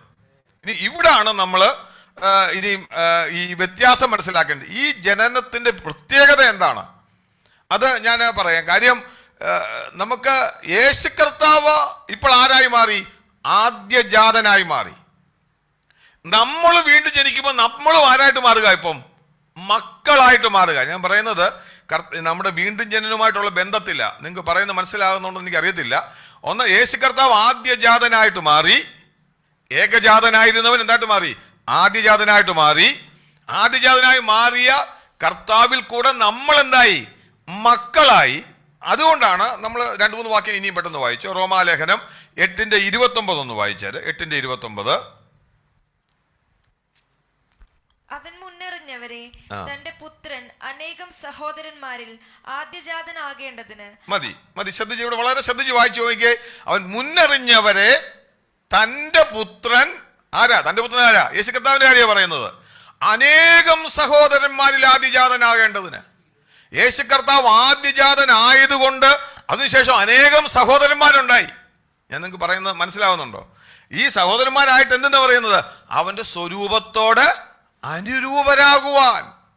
അതായത് യേശു കർത്താവ്, നീ എൻ്റെ പുത്രൻ, ഇന്ന് ഞാൻ നിന്നെ ജനിപ്പിച്ചിരിക്കുന്നു എന്ന് പറയുന്ന പ്രവചനം പൂർത്തിയായപ്പോൾ താൻ യേശു കർത്താവ് ഏകജാതനായവൻ ആദ്യജാതനായപ്പോൾ അനേക പുത്രന്മാര് തൻ്റെ അനിയന്മാരായിട്ടുണ്ടായെന്ന് ഞാൻ പറഞ്ഞത് നിങ്ങൾക്ക് മനസ്സിലാകുന്നുണ്ടല്ലോ. അനിയന്മാരായിട്ടുണ്ടായി. കാര്യം അബ്ബാ പിതാവേ എന്ന് വിളിക്കുവാൻ ഈ യഹൂദന്മാരുടെ കൾച്ചറിൽ അബ്ബ എന്ന് വിളിക്കണമെങ്കിൽ മക്കൾക്ക് മാത്രമേ അവകാശമുള്ളൂ. അബ്ബാ പിതാവേ എന്ന് വിളിക്കണമെങ്കിൽ. അത് നമ്മൾ ദൈവത്തിന്റെ മക്കളായി തീർന്നപ്പോൾ തന്നെ നമ്മൾ വചനം വായിക്കുന്ന ഗലാത്യ ലേഖനം ഒന്ന് വായിച്ച. ഗലാത്യ ലേഖനത്തിൽ ഇതേ വാക്യം തന്നെ, ഈ വലിയ മർമ്മം ദൈവത്തിന്റെ ആത്മാവ് വെളിപ്പെടുത്തി നമുക്ക് പരിചയമുള്ള വാക്യമാണ്. ഗലാത്യ ലേഖനം അതിൻ്റെ 4-ാം അധ്യായത്തിന്റെ ചില വാക്യങ്ങളൊന്ന് വായിക്കണം. ഗലാത്യ ലേഖനം 4-ാം അധ്യായത്തിന്റെ അതിൻ്റെ 6-ാം വാക്യം ഒന്ന് വായിച്ചു. നിങ്ങൾ മക്കളാകൊണ്ട് അബ്ബാ പിതാവേ എന്ന് വിളിക്കുന്ന സ്വപുത്രന്റെ ആത്മാവിനെ ദൈവം നമ്മുടെ ഹൃദയങ്ങളിൽ. ശ്രദ്ധിക്കുക, ഇപ്പൊ നമുക്ക് എങ്ങനെ വിളിക്കാൻ പറ്റും? നിങ്ങളിപ്പം മക്കളായതുകൊണ്ട് നിങ്ങൾക്കിപ്പോ എന്ത് വിളിക്കാം? സ്വപുത്രന്റെ ആത്മാവിനെ ഉള്ളിപ്പറന്നുകൊണ്ട് അബ്ബാ പിതാവേ എന്ന് വിളിക്കാം. ഞാൻ നിങ്ങൾക്ക് പറയുന്നത് മനസ്സിലാവുന്നുണ്ട്. അതായത് ക്രിസ്തു യേശു ഏകജാതൻ ആദിജാതനായതോടുകൂടി നമ്മൾ വിശ്വസിക്കുമ്പോൾ അവനോടുകൂടെ വീണ്ടും ജനിക്കപ്പെടുന്നത് കൊണ്ട്, അല്ലെങ്കിൽ അവനോടുകൂടെ മരിച്ചടക്കപ്പെട്ട് ഉയർത്തെഴുന്നേൽക്കുന്നത് കൊണ്ട്, നമ്മൾ ജനിക്കപ്പെടുന്നത് കൊണ്ട് നമ്മളും ആ യേശു കർത്താവ് നമ്മുടെ ജ്യേഷ്ഠ സഹോദരനായി, അവൻ ആദ്യജാതനായി അനേക സഹോദരന്മാരെ തനിക്ക് സഹോദരന്മാരായിട്ട് മാറി. അതേ വാക്യം തന്നെ നമ്മൾ ഈ എബ്രായ ലേഖനം പഠിച്ചു വരുമ്പോൾ 2-ാം അധ്യായത്തിൽ ആ വിഷയം പഠിക്കുന്നുണ്ട്. 2-ാം അധ്യായത്തിന്റെ ആ വാക്യം കൊടുത്ത് എടുക്കുക. എബ്രായ ലേഖനം 2-ാം അധ്യായത്തിന്റെ ഇതേ ഭാഗം പൗലോസ് ഈ എബ്രായ ലേഖനത്തിലും എക്സ്പ്ലെയിൻ ചെയ്യുന്നുണ്ട്. 2-ാം അധ്യായത്തിന്റെ 10-ാം വാക്യം ഒന്ന് വായിച്ചു. 11 വായിച്ചു. വിശുദ്ധീകരിക്കുന്നവനും വിശുദ്ധീകരിക്കപ്പെടുന്നവർക്കും എല്ലാം ഒരുവനല്ലോ പിതാവ്. അത് ഹേതുവായി അവൻ അവരെ സഹോദരന്മാരെന്ന് വിളിക്കുവാൻ ലജ്ജിക്കാതെ, ഞാൻ നിന്റെ നാമത്തെ എന്റെ സഹോദരന്മാരോട് കീർത്തിക്കും, സഭാമധ്യേ ഞാൻ നിന്നെ സ്തുതിക്കും എന്നും. മതി. ഇവിടെ നിങ്ങൾ വായിക്കുക. 11-ാം വാക്യത്തിൽ വരുമ്പോൾ അതിന്റെ 10-ാം വാക്യത്തോട് വായിച്ചാൽ കാണാൻ സാധിക്കും, സകലത്തിന്റെ ലാക്കും കാരണഭൂതനുമായവൻ എന്ത് ചെയ്തു? അനേകം പുത്രന്മാരെ എന്ത് ചെയ്തു? തേജസ്സിലേക്ക് നയിക്കുക. ഒറ്റ പുത്രൻ ഉണ്ടായിരുന്ന ഏകജാതനായ ക്രിസ്തു ആദ്യജാതനായതോടുകൂടി എന്താ സംഭവിച്ചത്? അനേക പുത്രന്മാരെ എങ്ങോട്ട് നയിക്കുകയാണ്? തേജസ്സിലേക്ക് നയിക്കുക. ഞാൻ പറയുന്നത് നിങ്ങൾക്ക് വ്യക്തമാകുന്നുണ്ടെന്ന് വിശ്വസിക്കുക. അനേക പുത്രന്മാരെ എന്ത് ചെയ്യും? തേജസ്സിലേക്ക് നടത്തുമ്പോൾ എന്നിട്ട് പറയുകയാണ്, തന്റെ രക്ഷാനായകനെ കഷ്ടാനുഭവങ്ങൾ തികഞ്ഞവനാക്കുന്നത് യുക്തമായിരുന്നു. എന്നിട്ട് താൻ 11-ാം വാക്യത്തിൽ പറയുക, വിശുദ്ധീകരിക്കുന്നവനും, രണ്ടാമത് വിശുദ്ധീകരിക്കപ്പെടുന്നവർക്കും. ആരാ വിശുദ്ധീകരിക്കുന്നവൻ? യേശു കർത്താവ്. നമ്മളെ വിശുദ്ധീകരിക്കുന്നത്, അല്ലെ നമ്മളെ സെപ്പറേറ്റ് ചെയ്യുന്നത്, നമ്മളെ ചെയ്യുന്നത് യേശു കർത്താവാ. വിശുദ്ധീകരിക്കുന്നവൻ. വിശുദ്ധീകരിക്കപ്പെടുന്നവരാരാ? നമ്മളാണ്. എന്നിട്ട് പറയുക, വിശുദ്ധീകരിക്കുന്നവനും വിശുദ്ധീകരിക്കപ്പെടുന്നവർക്കും എല്ലാം ഒരുവനല്ലോ പിതാവ്. ഇപ്പോൾ നമ്മുടെ കർത്താവിൽ വിശ്വസിച്ച് ദൈവമക്കളാകുന്നവരുടെ സ്റ്റാൻഡ് മാറുക. അവരിപ്പം എന്തായിട്ട് മാറി? ഒരു പിതാവേ ഉള്ളൂ. അതുകൊണ്ട് അടുത്ത വാക്യത്തിൽ പറയുക, അങ്ങനെ ഉള്ളത് കൊണ്ട് അത് ഹേതുവായി അവൻ അവരെ എന്ത് ചെയ്യുക? സഹോദരന്മാരെന്ന് വിളിക്കുവാൻ ലജ്ജിക്കാതെ, ഞാൻ നിന്റെ നാമത്തെ എൻ്റെ സഹോദരന്മാരോട് കീർത്തിക്കും, സഭാമധ്യേ ഞാൻ നിന്നെ സ്തുതിക്കും എന്ന് പറയാം. എന്ന് പറഞ്ഞു കഴിഞ്ഞാൽ ചുരുക്കത്തിൽ ഈ ആദ്യജാതനായ ക്രിസ്തു നമുക്ക് എൽഡർ ബ്രദറായിട്ട് മാറി. വേറെ നിലയിൽ പറഞ്ഞു കഴിഞ്ഞാൽ അവൻ ഏകജാതനായി, അതോടുകൂടി അനേക സഹോദരന്മാർ വന്നു. ആദ്യജാതനായി, അതോടുകൂടി അനേക സഹോദരന്മാർ നമ്മൾ വന്നു. നമ്മൾ അവന്റെ സ്വരൂപത്തോട് അനുരൂപരാകാൻ വേണ്ടി മുന്നിൽ നിർണയിച്ചു. അതുകൊണ്ട് യേശു കർത്താവ് നമ്മളെ വിളിക്കുന്നത് എങ്ങനെയാണെന്ന് പറഞ്ഞേ? സഹോദരന്മാരെന്ന് വിളിക്കുന്നു. അതെന്തുകൊണ്ടെന്ന് വെച്ച് കഴിഞ്ഞാൽ, അത് ഞാൻ പറഞ്ഞത് അവന്റെ ദൈവത്വം ഇരിക്കുമ്പോൾ തന്നെ നമുക്ക് വേണ്ടി എന്താന്ന് ചോദിച്ചു കഴിഞ്ഞാൽ, ഇപ്പൊ നമുക്കറിയാം ഒരു കുടുംബത്തിൽ അതെങ്ങനെ ഐഡന്റിഫൈ എന്ന് ചോദിച്ചു കഴിഞ്ഞാൽ, നമുക്ക് തുല്യം പരീക്ഷിക്കപ്പെട്ടവനെന്ന് ആരെ പറ്റി പറയുന്നത്? എബ്രായത്തിൽ പറയുന്നുണ്ട്, 4-ാം അധ്യായത്തിൽ പറയുന്നുണ്ട്, നമുക്ക് തുല്യം സകലത്തിലും പരീക്ഷിക്കപ്പെട്ടവൻ. എങ്ങനെയാ? ഇപ്പൊ ഞാൻ പറയാം, ഒരു കുടുംബത്തിൽ വളരുമ്പോൾ ചേട്ടാനിയന്മാരുണ്ടെങ്കിൽ, ഉണ്ടെന്ന് വിചാരിക്കുക, ഒരു കുടുംബത്തിൽ ഉണ്ടെങ്കിൽ അവർക്ക് ആ കുടുംബത്തിന്റെ കഷ്ടതയും പട്ടിണിയും പ്രയാസവും അവിടെ എങ്ങനെയൊക്കെയുള്ള ബുദ്ധിമുട്ടെന്നുള്ളത് അവർക്കറിയാം. എന്ന് പറഞ്ഞതുപോലെ താൻ യേശു കർത്താവ് മരിച്ചടക്കപ്പെട്ട് ഉയർത്തെഴുന്നേറ്റ് ആദ്യജാതനായി നമ്മൾ അവന്റെ ഇളയ സഹോദരന്മാരായപ്പോൾ നമുക്ക് വരുന്ന എല്ലാ പരീക്ഷകളും ആരനുഭവിച്ചു? യേശു കർത്താവ് അനുഭവിച്ചു. അതുകൊണ്ടാണ് പറയുന്നത്, നമുക്ക് കൃപാസനം തക്ക സമയത്ത് നമുക്ക് എന്ത് ചെയ്യാം? കൃപാസനത്തിനടുത്തില്ല. നമുക്ക് തുല്യമായി ആര് പരീക്ഷിക്കപ്പെട്ടു? യേശു കർത്താവ് പരീക്ഷിക്കപ്പെടുന്നു പറയുന്നത്. ഇന്ന് രാത്രിയിൽ നമ്മൾ ദൈവസന്നിധി വരുമ്പോൾ ഓർക്കേണ്ടി വരും, അങ്ങനെ കർത്താവ് നമുക്ക് തുല്യമായിട്ട് പരീക്ഷിക്കപ്പെട്ടവനാ. ഞാൻ പറയുന്നത് നിങ്ങൾക്ക് എത്രയൊക്കെ മനസ്സിലാവുന്നുണ്ട്? അതായത് ആ കർത്താവ്, അന്നേരം ഞാൻ നമ്മളിപ്പോൾ പറഞ്ഞത് യേശു കർത്താവിന് ലഭിച്ച വലിയ നാമം എന്താണ്, അവന്റെ ബഹുമതി എന്താണെന്നാണ് നമ്മൾ വായിച്ചത്. ഇനി അടുത്ത് നമുക്ക് എബ്രായ ലേഖനത്തിലേക്ക് കടന്നു വരാം. അവിടെ നമ്മൾ അടുത്ത വാക്യത്തിൽ വായിക്കുമ്പോൾ, ഇവിടെ 5-ാം വാക്യമാണ് നമ്മൾ വായിച്ചത്. അവിടെ പറഞ്ഞിരിക്കുന്നത് വിഷയം ആദ്യജാതനെ ഭൂതലത്തേക്ക് പ്രവേശിക്കുമ്പോൾ എന്ന് പറഞ്ഞതിന് ശേഷം 6-ാം വാക്യം വായിച്ചോ. ആദ്യജാതനെ പിന്നെയും ഭൂതലത്തിലേക്ക് പ്രവേശിപ്പിക്കുമ്പോൾ, ഇവിടെ ഒരു കാര്യം ശ്രദ്ധിക്കണം. ആദ്യജാതനെ എന്ത് ചെയ്തു? ആദ്യജാതൻ എപ്പോഴായത്? ഇച്ചിൻ്റെ കൂടെ നിൽക്കണം. ആദ്യജാതൻ എപ്പോഴായത്? യേശു കർത്താവ് മരിച്ചടക്കപ്പെട്ട് ഉയർത്തെഴുന്നേറ്റതിന് ശേഷം. ആദ്യജാതനെ വീണ്ടും ഭൂതലത്തിലേക്ക് പ്രവേശിപ്പിക്കുന്ന എപ്പോഴാന്ന് പറയാമോ? ഇപ്പൊ ആദ്യജാതൻ എവിടാ നിൽക്കുന്നത്? മഹിമയുടെ വലതുഭാഗത്തിരിക്കുക. കർത്താവ് രണ്ടാമത് തന്റെ നമ്മളെ ചേർക്കാൻ വേണ്ടി വരിക. അതുകൊണ്ട് ഇവിടെ ഒരു പ്രോഫസി പോലെ പറയുക, ആദ്യജാതനെ. നമ്മൾ യോഹന്നാന്റെ സുവിശേഷത്തിൽ വായിക്കുന്നത് ഏകജാതനായ പുത്രൻ നമുക്ക് വേണ്ടി ഭൂമിയിൽ വന്നെന്നാ. ഇവിടെ പറയുക ആദ്യജാതനെ എന്ത് ചെയ്യുക? വീണ്ടും ഭൂതലത്തിലേക്ക് പ്രവേശിപ്പിക്കുമ്പോൾ, അതായത് ഈ ആദ്യജാതനായ ക്രിസ്തു എന്ന് പറയുന്നത് ഇപ്പൊ നമുക്ക് വേണ്ടി വലതുഭാഗത്തിരിക്കുക. അവൻ നമ്മളെ ചേർക്കാൻ വേണ്ടി വരും. അന്നേരം ഇവിടെ ഒരു പ്രോഫസി പോലെ പറഞ്ഞിട്ട് ഇവരോട് പറയുകയാണ്, യേശു കർത്താവ് ദൈവമാണെന്നുള്ള വ്യക്തമായ തെളിവ് ഓൾറെഡി പറഞ്ഞു, തത്വത്തിന്റെ മുദ്രയും എല്ലാം പറഞ്ഞിട്ട് ഓരോ വാക്യങ്ങളിലും ദൂതന്മാരെക്കാൾ ശ്രേഷ്ഠമെന്ന് മാത്രമല്ല, അവൻ പുത്രനാണെന്നും അവന് ഇറ്റേണൽ സൺ മാത്രമല്ല, അതാ ഞാൻ പറഞ്ഞത്. അതുകൊണ്ടാണ് ഒൺലി ബിഗോട്ടൺ സൺ ആണ് ഇറ്റേണൽ ആയിട്ട് യേശു കർത്താവ്. എന്നാൽ അത് മാത്രമല്ലാതെ ഫസ്റ്റ് ബോൺ ആയിട്ട് മാറി, ഫസ്റ്റ് ബിഗോട്ടൺ ആയിട്ട് മാറി. എന്നിട്ട് പറയുകയാണ് അവന്റെ പ്രത്യേകത എന്ന് പറയുന്നത് അവനെ വീണ്ടും ഭൂതലത്തിലേക്ക് പ്രവേശിപ്പിക്കുന്നുണ്ട്. അന്നേരം അവിടെ എന്തായിരിക്കുന്ന ഒരു കൽപ്പന കൊടുക്കുക. ഇവിടെ നമ്മൾ വായിക്കുന്ന വാക്യത്തില് യേശു കർത്താവിന് ആറാം വാക്യം വായിച്ചോ. ഭൂതലത്തിലേക്ക് പ്രവേശിക്കുമ്പോൾ ദൈവത്തിന്റെ സകല ദൂതന്മാരും അവനെ നമസ്കരിക്കണമെന്ന് താൻ അരുളി ചെയ്തു. ഈ താൻ അരുളി ചെയ്യുന്ന പറഞ്ഞ ആരാന്നറിയോ? പിതാവിന്റെ കാര്യം പറഞ്ഞു. പിതാവ് എന്ത് ചെയ്തു? പിതാവ് വിളിക്കുന്നവരാ, നീ എന്റെ പുത്രൻ, ഇന്ന് ഞാൻ നിന്നെ ജനിപ്പിച്ചിരിക്കുന്നു. ഞാൻ അവന്, അവിടെ പറയാൻ ശ്രദ്ധിക്കണം, നമ്മൾ 5-ാം വാക്യത്തിൽ വായിച്ചു, ഞാൻ അവന് പിതാവും അവൻ എനിക്ക് പുത്രനുമായിരിക്കും. പിതാവ് പുത്രനെ പറ്റി പറയുക എന്ന് ദൂതന്മാർ ആരുടെയും അരുളി ചെയ്തിട്ടുണ്ടോ? ഇത് കൊട്ടേഷനാ പറയുന്നത്. എന്നിട്ട് അടുത്ത വാക്യത്തിൽ 6-ാം വാക്യത്തിൽ പറയാം, ഒന്ന് നമ്മൾ പറഞ്ഞു യേശു ക്രിസ്തുവിന് ലഭിച്ച വലിയ നാമം എന്താണ്? ആ നാമം ഒന്ന് പുത്രൻ എന്നുള്ള നാമം. ആ പുത്രന്റെ അകത്തെന്താണ്? ആദ്യജാതൻ എന്നുള്ള നാമം. ഇത് ദൂതന്മാർക്ക് ആർക്കും ലഭിക്കാത്തൊരു നാമമാണ്. എന്ന് പറഞ്ഞു കഴിഞ്ഞാൽ പിതാവിന്റെ ഇഷ്ടം ചെയ്തെടുത്ത് താൻ, നമ്മൾ ആദ്യം വായിച്ചതുപോലെ, പാപത്തിന് പരിഹാരമുണ്ടാക്കി പിതാവിന്റെ വലതുഭാഗത്തിരുന്ന തന്നെ നോക്കി പിതാവ് പറയുകയാണ്, നീ എൻ്റെ പുത്രൻ, ഇന്ന് ഞാൻ നിന്നെ ജനിപ്പിച്ചിരിക്കുന്നു എന്ന് പറഞ്ഞിട്ട് ആദ്യജാതൻ എന്നുള്ള പേര് കൊടുത്തു. ഇതാണ് ശ്രേഷ്ഠകരമായ നാമം. രണ്ടാമത് നമ്മളിപ്പോൾ വായിച്ച 6-ാം വാക്യത്തിൽ വായിക്കുന്നത് അവന് ലഭിച്ച ബഹുമതിയാ. Jesus receives great honour. എന്താ ഓണർ എന്ന് പറയുന്നത്? സകല ദൂതന്മാരും എന്ത് ചെയ്യണം? അവനെ നമസ്കരിക്കണം. എന്ന് പറഞ്ഞു കഴിഞ്ഞാൽ സകല സ്തുതികൾക്കും യോഗ്യനായ പിതാവ് പറയുകയാണ്, പുത്രനെ എല്ലാവരും എന്ത് ചെയ്യണം? ആരാധിക്കണം. ഇവരോട് ചോദിക്കുക, അങ്ങനെ ആരോടെങ്കിലും കൽപ്പിച്ചിട്ടുണ്ട്? ഇത് ആരോടാ പറയുന്നതെന്ന് അറിയാമോ?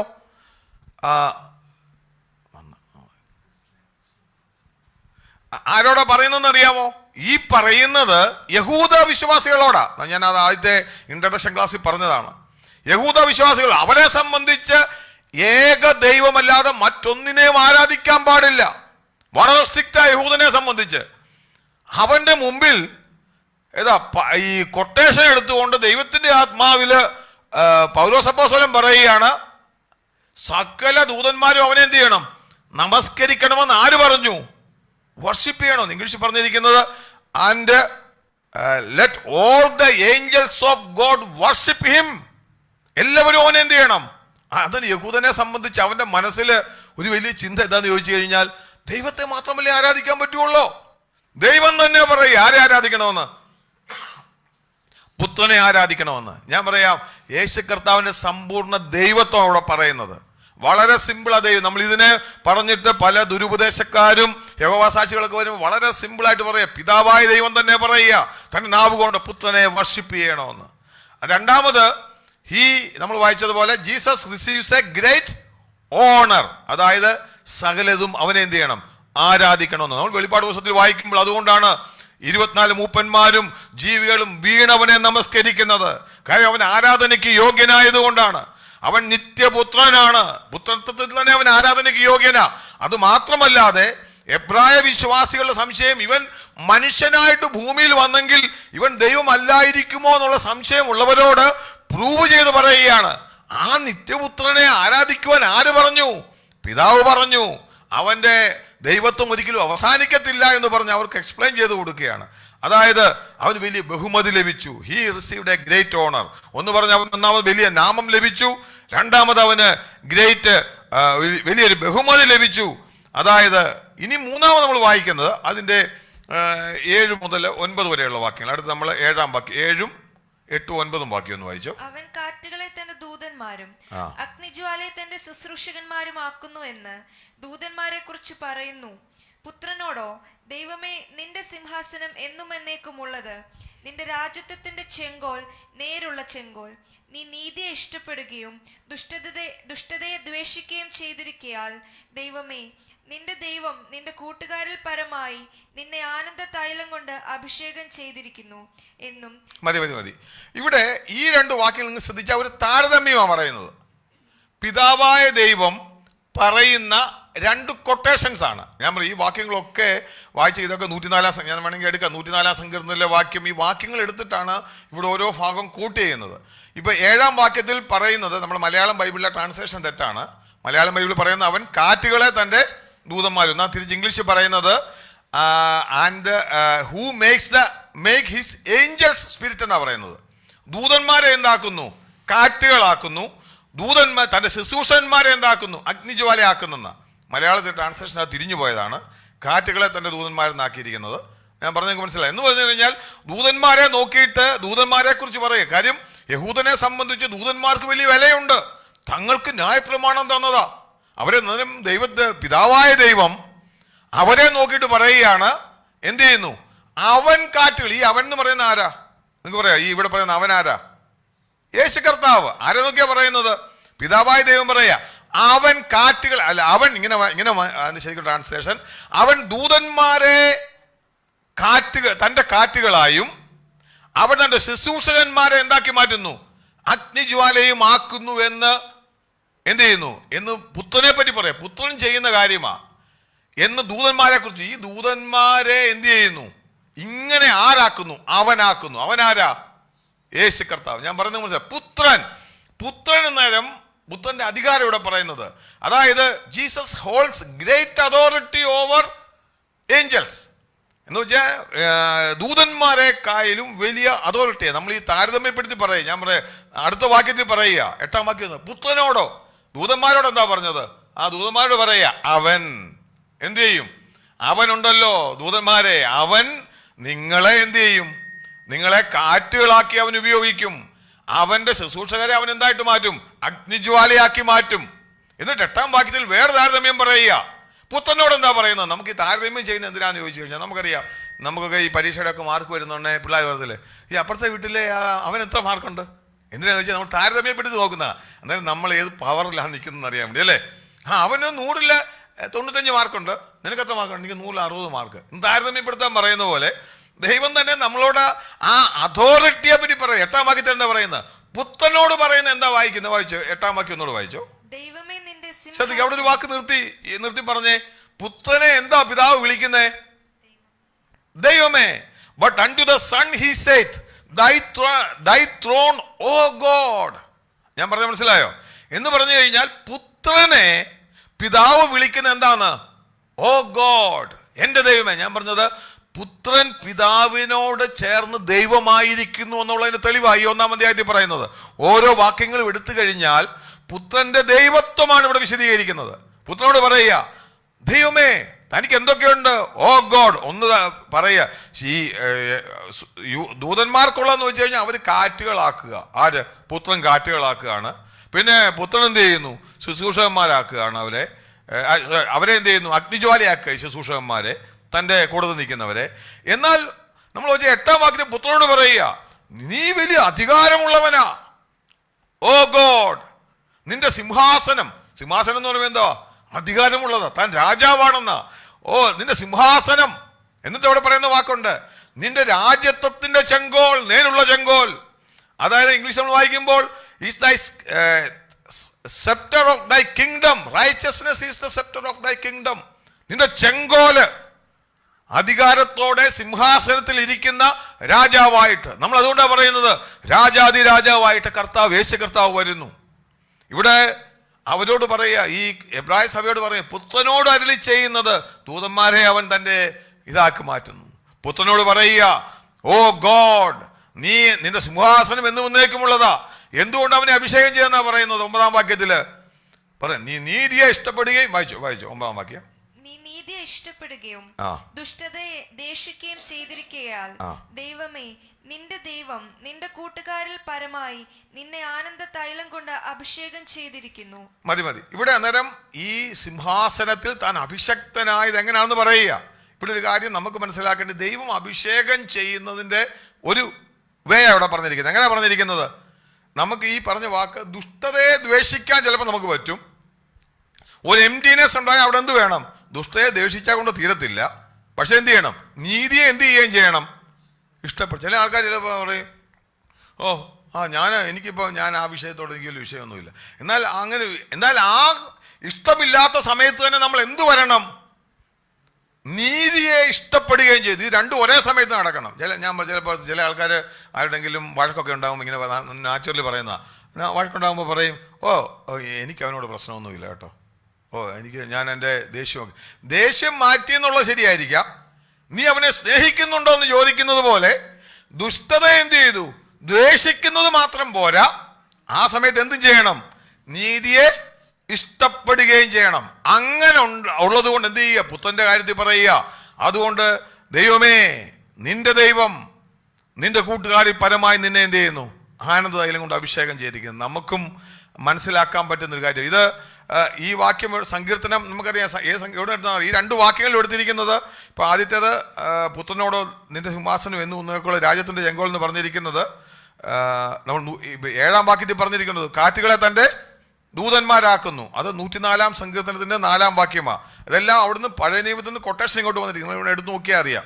104-ാം സങ്കീർത്തനത്തിന്റെ 4-ാം വാക്യത്തിലെ വാക്യമാണ് ഇവിടെ കോട്ട് ചെയ്തിട്ട് ഇവിടെ പറഞ്ഞിരിക്കുന്നത് ദൂതന്മാരെ എങ്ങനെ ചെയ്യുന്നു എന്നുള്ളത്. അതുപോലെ തന്നെ നമ്മൾ വായിച്ചത് പിന്നെ നിന്റെ സിംഹാസനം നിന്റെ രാജ്യത്തിന്റെ ചെങ്കോൽ, അത് നമ്മൾ വായിക്കുന്നത് സങ്കീർത്തനം 45-ാം സങ്കീർത്തനത്തിന്റെ 6-7 വാക്യങ്ങളാണ്. നിങ്ങൾക്ക് അവിടെ നോക്കിയാൽ കാണാൻ സാധിക്കും. ഇത് ആരെ പറ്റി പറയുന്നതാ? അല്ലയോ കുമാരി കേൾക്കുക നോക്കുക എന്ന് പറഞ്ഞ് 45-ാം സങ്കീർത്തനത്തിൽ പറയുന്നത് ഒരു മശീഹിക സങ്കീർത്തനമാണ്. ഇവിടെയാണത് കറക്റ്റ് പറയുന്നത്. ഈ 45-ാം സങ്കീർത്തനത്തിൽ പറയുന്ന ആ രാജാവ് ആരാണ്? യേശു കർത്താവാണ്. അതുകൊണ്ട് അവിടെ പറയുന്നത് ആ ഭാഗത്ത് പറയുന്ന 45-ന്റെ 6-7 പറയുന്ന അവിടെ പറയുന്ന വാക്യമാണ് ഇവിടെ പ്രവചനാത്മാവിൽ പറഞ്ഞിരിക്കുന്ന വാക്ക്. ഇവിടെ കോട്ട് ചെയ്തിട്ട് പറയുന്നത് പുത്രനെ പറ്റിയാ പറയുന്നത്. ഞാൻ നിങ്ങൾക്ക് പറഞ്ഞു മനസ്സിലായി. ഇതെല്ലാം പഴയ നിയമത്തിൽ നിന്ന് കോട്ട് ചെയ്ത് അവർക്ക് പറഞ്ഞു കൊടുക്കുകയാണ്. അതായത് അധികാരത്തിൽ ശ്രേഷ്ഠൻ. ഇപ്പം 3-ാമത്തെ കാര്യം നമ്മൾ വായിച്ചു. ഒന്ന്, നാമത്തിൽ അവൻ്റെ പേരിൽ ശ്രേഷ്ഠനാണ്. 2-ാമത് നമ്മൾ വായിച്ച അവൻ്റെ ബഹുമതിയിൽ അവൻ ശ്രേഷ്ഠനായി, ആരാധനയ്ക്ക് യോഗ്യനായി. ഒന്ന്, പേരിൽ അവൻ യോഗ്യനായി, ആരാധനയ്ക്ക് യോഗ്യനായി. 3-ാമത് ഗ്രേറ്റർ അതോറിറ്റി, തൻ്റെ അധികാരത്തിൽ താൻ ശ്രേഷ്ഠനാണ്. ദൂതന്മാരെ പോലും എന്ത് ചെയ്യുന്നു? തൻ്റെ കാറ്റുകളാക്കിയും ശുശ്രൂഷകരെ അഗ്നിജ്വാലയാക്കിയും താൻ ഉപയോഗിക്കുന്നവനാണ്. താൻ സിംഹാസനത്തിൽ വാഴുന്നവനാണ്. ദൂതന്മാരെക്കാൾ ശ്രേഷ്ഠൻ മാത്രമല്ല, ഓ മൈ ഗോഡ് എന്ന് പറഞ്ഞ് ദൈവമേ എന്ന് പറഞ്ഞുകൊണ്ട് സംസാരിക്കുന്ന നമുക്ക് കാണാൻ സാധിക്കും. ഇനി അടുത്ത വാക്യം വായിക്കാം, പെട്ടെന്ന് വായിക്കാം. 10 മുതൽ 12 വരെയുള്ള വാക്യങ്ങൾ വായിച്ചോ. കർത്താവേ, നീ പൂർവ്വകാലത്ത് ഭൂമിക്ക് അടിസ്ഥാനമിട്ടു, ആകാശവും നിന്റെ കൈകളുടെ പ്രവൃത്തിയാകുന്നു. അവ നശിക്കും, നീയോ നിലനിൽക്കും. അവയെല്ലാം വസ്ത്രം പോലെ പഴകിപ്പോകും, ഉടുപ്പ് പോലെ നീ അവയെ ചുരുട്ടും. വസ്ത്രം പോലെ അവ മാറിപ്പോകും, നീയോ അനന്യൻ. നിന്റെ സംവത്സരങ്ങൾ അവസാനിക്കുകയുമില്ല എന്നും പറയുന്നു. ഇവിടെ പിതാവ് വീണ്ടും പറയുന്ന ഒരു കാര്യമാ. എന്താ പറഞ്ഞേക്കെന്ന് നോക്കിക്കേ. 10 മുതൽ കർത്താവേ എന്ന് വിളിച്ചുകൊണ്ട്, ഓ ലോഡെന്ന് വിളിച്ചുകൊണ്ട് പറയുന്നൊരു വാക്കാണ്. നീ പൂർവ്വകാലത്ത് ഭൂമിക്ക് അന്നേരം സൃഷ്ടിപ്പ് നടത്തിയത് ആരാന്നാ പറഞ്ഞത്. നമ്മൾ ആദ്യം 2-ാം വാക്യത്തിലും വായിച്ചതാണ്. അതെന്ത് ചെയ്തു? അവൻ മുഖാന്തരം ഭൂമിയെ സൃഷ്ടിച്ചു. നമ്മൾ ആദ്യം വായിച്ചതാ. അത് തന്നെ വീണ്ടും എടുത്ത് പറയുക. അങ്ങനെ നമ്മൾ യേശു കർത്താവിന് he has got A greater power in creation. എല്ലാത്തിനെയും സൃഷ്ടിക്കാനുള്ള കഴിവുണ്ട്. മാത്രമല്ല നിത്യനാണ്. അതുകൊണ്ടാ അതൊക്കെ ഒറ്റ വാക്കിൽ ഇങ്ങനെ പറയുന്നത്. അവയെല്ലാം നശിച്ചു പോകും, നീയോ എന്ത് ചെയ്യും? നിലനിൽക്കും. അതായത് അവൻ മുഖാന്തരം ഭൂമിയെ സൃഷ്ടിച്ചു. ഇത് സങ്കീർത്തനത്തിൽ നിന്ന് എടുത്ത സങ്കീർത്തനം 102-ന്റെ 25 മുതൽ 27. സങ്കീർത്തനം 102-ന്റെ 25 മുതൽ 27 വരെയുള്ള വാക്യങ്ങൾ അതുപോലെ ഇവിടെ കോട്ട് ചെയ്തിരിക്കുക. എന്നിട്ട് പറയുന്നത് എന്താണെന്ന് ചോദിച്ചു കഴിഞ്ഞാൽ, ഈ പറഞ്ഞത് ആരെ പറ്റിയാ? യേശു കർത്താവിനെ പറ്റിയാണെന്നാ പറയുന്നത്.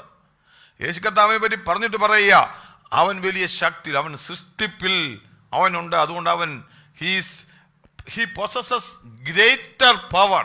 തൻ്റെ സൃഷ്ടിപ്പിലുള്ള ശക്തി അവനുണ്ട്. അവസാനമായിട്ട് അതിൻ്റെ 5-ാമത്തെ അവൻ്റെ കാര്യം പറയുന്നത് അതിൻ്റെ 13-14 വാക്യങ്ങളോടെ വായിച്ചു. ഞാൻ നിന്റെ ശത്രുക്കളെ നിനക്ക് പാദപീഠമാക്കുവോളം നീ എന്റെ വലത്ത് ഭാഗത്തിരിക്ക എന്ന് ദൂതന്മാരിൽ ആരോടെങ്കിലും വല്ലപ്പോഴും അരുളി ചെയ്തിട്ടുണ്ട്. അടുത്തോടെ വായിച്ചു.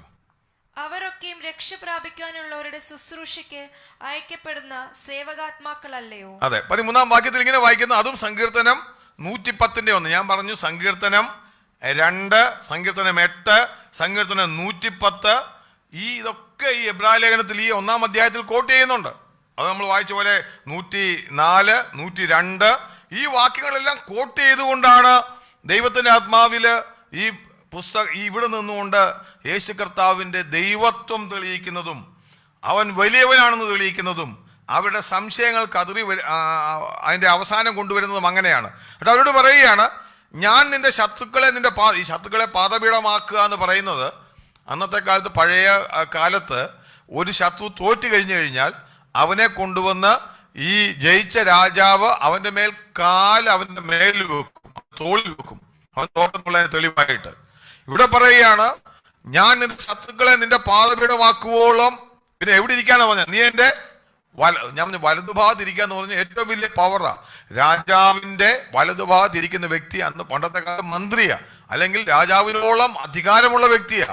ഇങ്ങനെ ഈ വാക്യം വന്നിട്ട് പറയാ, ഇങ്ങനെ ദൂതന്മാരിൽ ആരോടെങ്കിലും വല്ലപ്പോഴും ചെയ്തിട്ടുണ്ടോ എന്ന് പറഞ്ഞു കഴിഞ്ഞാൽ തനിക്ക് ലഭിച്ച സ്ഥാനത്തിൽ, താൻ ജയാളിയായ സ്ഥാനത്തിൽ, തന്റെ പൊസിഷനിൽ താൻ വലിയവനാണ്. അതായത് അഞ്ചാമത് നമ്മൾ കണ്ടത് തന്റെ പൊസിഷനിൽ നമ്മൾ കണ്ടാണ്. ഒന്ന്, അവന്റെ പേരിൽ അവൻ വലിയവനാണ്. രണ്ടാമത് നമ്മൾ എന്താ കണ്ടേ? അവന്റെ ഹോണറിൽ, അവനെ ആരാധിക്കാൻ പറഞ്ഞ അവന്റെ ബഹുമതിയിൽ വലിയവനാണ്. സൃഷ്ടിപ്പില് അവന്റെ അധികാരത്തിൽ അവൻ വലിയവനാണ്, വലിയ അധികാരം അതോറിറ്റി വഹിക്കുന്നവനാണ്. പിന്നെ നമ്മൾ കണ്ടത് അവൻ വലിയ ശക്തി, സൃഷ്ടിപ്പിൽ അവൻ വലിയ ശക്തിയുള്ളവൻ. ഇതെല്ലാം ദൂതന്മാരെക്കാളും ശ്രേഷ്ഠമെന്നാ പറയുന്നത്. അവസാനം പറയുകയാണ്, തന്റെ പൊസിഷനിൽ വലതുഭാഗത്ത് ഇരുത്തി ശത്രുക്കൾ പാദപീഠമാക്കുവോളം ഇരുത്തി അവരുടെ മേൽ തൻ്റെ കാല് വെച്ചിട്ട് എന്നിട്ട് പറയുകയാണ്, ഇങ്ങനെ ദൂതന്മാരുടെ ആരോടെങ്കിലും എപ്പോഴും അല്ലി ചെയ്തിട്ടുണ്ടോ? എന്നിട്ടൊരു കൊട്ടേഷൻ ലാസ്റ്റ് നമുക്കൂടെ അനുഗ്രഹമായ ഒരു കൊട്ടേഷൻ പറയാം 14-ാം വാക്യത്തിൽ. എന്ത് ചെയ്യാ? അവരൊക്കെയും രക്ഷ പ്രാപിപ്പാനുള്ളവരുടെ ശുശ്രൂഷയ്ക്ക് അയക്കുന്ന സേവകാത്മാക്കളല്ലയോ. ഇന്ന് രാത്രിയിൽ നമുക്ക് വളരെ ഈ പറഞ്ഞ വാക്യം 110-ാം സങ്കീർത്തനത്തിലെ കേട്ടോ, 13-ാം വാക്യത്തിൽ പറഞ്ഞു. ഞാൻ നിന്റെ 110-ന്റെ 1-ാം വാക്യമാണ് പറഞ്ഞേക്കുന്നത്. എന്നിട്ട് ഇവിടെ പറഞ്ഞിരിക്കുക, നീ എങ്ങനെ പറഞ്ഞേ? അവരൊക്കെയും രക്ഷപ്രാപിപ്പാനുള്ളവരുടെ ശുശ്രൂഷയ്ക്ക് അയക്കപ്പെടുന്ന സേവകാത്മാക്കളല്ലയോ. അതായത് ഇന്ന് രാത്രിക്കാലം നമുക്കുമുണ്ട്. ഇവിടെ ദൂതന്മാരെ പറ്റി പറയുമ്പോൾ നമ്മളോടും ഒരു പ്രോഫസി പോലെ ഈ വാക്യം പറഞ്ഞിരിക്കുന്നത്. എന്താണെന്ന് ചോദിച്ചു കഴിഞ്ഞാൽ, നമുക്ക് വേണ്ടി ശുശ്രൂഷയ്ക്ക് വേണ്ടി സേവകാത്മാക്കളായിട്ട് ഈ ദൂതന്മാരുണ്ട്. കാര്യം പുത്രൻ അവരെ എന്താക്കുന്ന പറഞ്ഞത്? തൻ്റെ ദൂതന്മാരെ കാറ്റാക്കുന്നു, തൻ്റെ ശുശ്രൂഷകന്മാരെ അഗ്നിജ്വാലയാക്കുന്നു. ഇന്ന് രാത്രി നമ്മളോട് പറയുക, അവരൊക്കെയും രക്ഷപ്രാപിപ്പാനിരിക്കുന്ന നമുക്ക് വേണ്ടിയുള്ള സേവകാത്മാക്കളല്ലയോ.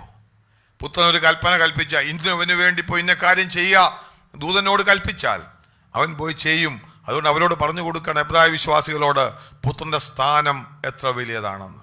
ഇന്ന് രാത്രിക്കാലം നമുക്ക് കർത്താവിൻ്റെ സന്നിധി വരുമ്പോൾ എത്ര സന്തോഷകരമുണ്ട്. നമ്മുടെ കർത്താവിനെ പറ്റി ഇന്ന് പറഞ്ഞ കാര്യങ്ങൾ നിങ്ങൾ എല്ലാവരും ഓർക്കുന്നുണ്ട്. ഞാൻ എൻ്റെ വാക്കുകൾ അവസാനിപ്പിക്കുക. ഓർക്കുന്നു, ഞാൻ വിശ്വസിക്കുകയാണ്. 5 നിലയിൽ ഈ 1-ാം അധ്യായത്തിൽ കൂടെ ദൈവത്തിൻ്റെ ആത്മാവ് വെളിപ്പെടുത്തുകയാണ്, പുത്രൻ ആ ദൂതന്മാരെക്കാളും ശ്രേഷ്ഠനാണ്. അവൻ്റെ നാമത്തിൽ, അധികാരത്തിൽ, അതോറിറ്റിയിൽ, അതുപോലെ തന്നെ അവൻ്റെ പവറിൽ, അതുപോലെ എല്ലാ നിലകളിലും പുത്രൻ ശ്രേഷ്ഠനാണെന്ന് നമ്മൾ ഇന്ന് രാത്രികാലം കേൾക്കുവാനിടയായി. നമുക്കതുകൊണ്ട് ദൈവസന്നിധി കടന്നു വരുമ്പോൾ ഓർക്കാം, നമ്മൾ വെറുതെ നമുക്ക് വേണ്ടി ദൂതന്മാരെ അയക്കുന്നൊരു കർത്താവ്, അവൻ്റെ വാക്കിൽ അവർ കാറ്റായും അവർ അഗ്നിജ്വാലയായും വരുന്നത് ഇന്ന് രാത്രികാലം നമുക്ക് കർത്താവിൻ്റെ കരങ്ങളിൽ ഏൽപ്പിക്കുമ്പോൾ നമുക്ക് വിശ്വാസത്തോടെ നമ്മളെ തന്നെ താഴ്ത്തി ഏൽപ്പിക്കാം. കേൾപ്പിച്ച വചനത്തിന് മുമ്പിൽ ഞാൻ പറയാൻ കേട്ടത് ചില കട്ടിയായിട്ടുള്ള വചനങ്ങളായിരിക്കാം. പക്ഷേ ഇന്ന് രാത്രികാലം നിങ്ങൾ പറയട്ടെ, നിങ്ങളത് പോയി വായിച്ച് ആ പറഞ്ഞ കാര്യങ്ങൾ, ഈ പറയുന്ന വിഷയത്തിൽ എന്തെങ്കിലും സംശയങ്ങളുണ്ടെങ്കിൽ നിങ്ങൾക്ക് എന്നോട് ചോദിക്കാം. ഞാൻ ആ വിഷയങ്ങൾ പിന്നീട് നിങ്ങൾക്ക് ഉണ്ടെങ്കിൽ വിശദീകരിച്ച് തരാം. നമുക്ക് ഈ സമയത്ത് ദൈവരങ്ങൾ നമുക്ക് ഏൽപ്പിക്കാം. നമുക്ക് കണ്ണുകളെ അടയ്ക്കാൻ നമുക്ക് പ്രാർത്ഥിക്കാം. ദൈവരങ്ങൾ ഏൽപ്പിച്ചാട്ടെ. തുടർന്ന് കടന്നു വന്ന എല്ലാവരെയും നമുക്ക് ദൈവരങ്ങൾ ഏൽപ്പിക്കാം.